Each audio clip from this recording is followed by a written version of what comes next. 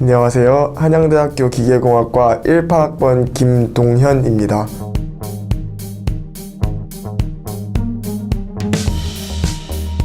주변에 기계가 없이는 어떤 일을 하기 매우 불편할 정도로 기계가 되게 많이 있어요. 기계들을 직접 설계하고 만드는 기계공학의 매력을 느껴서 기계공학과에 지원하였습니다.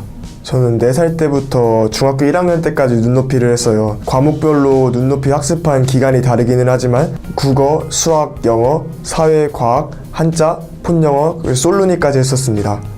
저는 다양한 과목에서 많은 도움을 받았지만 그 중에서도 수학을 가장 추천드리고 싶어요. 그 이유는 눈높이 수학 같은 경우에는 계산력을 요구하는 문제가 있고 풀이를 요구하는 문제가 있어요. 그 문제들을 풀다 보면은 계산력도 증진시킬 수 있고 생각하는 힘까지 기를 수 있어요. 수학 같은 경우에 기초가 가장 중요한 과목이기 때문에 저는 눈높이 수학을 통해서 공부했던 것이 나중에 수학 공부할 때 많은 도움이 되었다고 생각을 해요.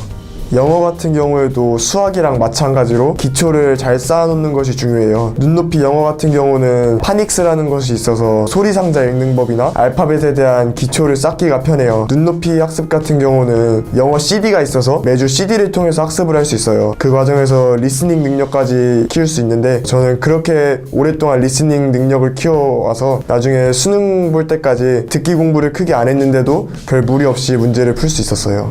솔루니 같은 경우에는 친구들과 함께 책을 읽고 읽은 내용을 바탕으로 토론 활동을 하는 식으로 수업이 진행됐어요. 그렇게 책을 읽다 보니까 책과 더 친해질 수 있어서 나중에 국어 공부할 때 큰 도움을 받았고 그뿐만이 아니라 토론 활동을 통해서 말하기 능력을 기를 수 있어서 그 기른 말하기 능력은 나중에 면접이나 발표 활동을 할 때 큰 도움을 받았어요. 저는 공부를 할 때 습관이 정말 중요하다고 생각을 해요. 저는 어렸을 때부터 눈높이를 꾸준히 하면서 이제 매일매일 스스로 공부하는 습관을 길러왔기 때문에 나중에 중고등학교 때 정말로 내가 공부를 해야겠다고 느꼈을 때 그런 것들이 공부를 할 수 있는 발판이 되어주었고 그렇기 때문에 성적을 빠르게 올릴 수 있었다고 생각을 해요.